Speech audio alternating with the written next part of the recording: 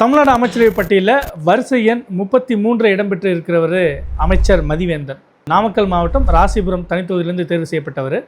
அவர் முதல்ல பதவி ஏற்கும்போது திமுக அரசு பொறுப்பு அவருக்கு சுற்றுலாத்துறை கொடுக்கப்பட்டது. ஆனால் உதயநிதி ஸ்டாலின் அமைச்சராக மாறும்போது சில துறைகள் சில பேருக்கு மாற்றப்பட்டது. அந்த வகையில் வனத்துறை அமைச்சராக மதிவேந்தன் இருக்கிறார். அவர் செயல்பாடுகள் எப்படி அப்படின்னு மாதிரி பார்த்துருவோம். நாம் ஏற்கனவே மாவட்ட வாரியாக வீடியோக்கள் போடும்போது இல்லை நாமக்கல் மாவட்டத்தை பற்றி குறிப்பிடும்போது ராசிபுரம் தொகுதியிலேயும் அமைச்சர் மதிவேந்தனை பற்றி இப்படி சொல்லியிருப்போம். உண்மையிலேயே மன விரக்தியில் இருக்கக்கூடிய ஒரு அமைச்சராக தான் மதிவேந்தன் இருக்கிறார்ன்ற மாதிரியான சொற்கள் நம்ம அப்போ பதிவு செஞ்சோம். அந்த வகையில் அவருக்கும் மாவட்டத்தை செயலாளர் இருக்கக்கூடிய எம்பி KRN ராஜேஷ்குமாருக்கு இருக்கக்கூடிய முதல் ஊரறிஞ்ச ஒரு ரகசியம். வனத்துறையை கையில் வச்சுட்டு இருந்தாலும் கூட, ஒரு அமைச்சராக இருந்தாலும் கூட, அவர் ஒவ்வொரு விஷயத்துக்கும் எம்பி வர வரைக்கும் காத்துட்ருக்க வேண்டிய சூழலில் தான் அவர் இருக்கிறார்.